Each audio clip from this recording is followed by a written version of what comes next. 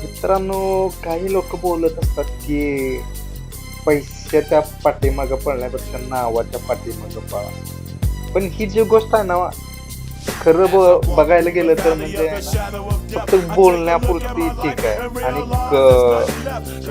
तुम्ही आपोआप आहे ना, एक पैशाच्या पाठीमागं म्हणजे एक काम पैसे कमवण्याच्या पाठीमागं लागलात ना, जर तसा तुमच्याकडे पैसा येत राहील ना, तर तशी आपोआप किंमत वाढत जाईल. आता तुम्ही म्हणाल असं कसं?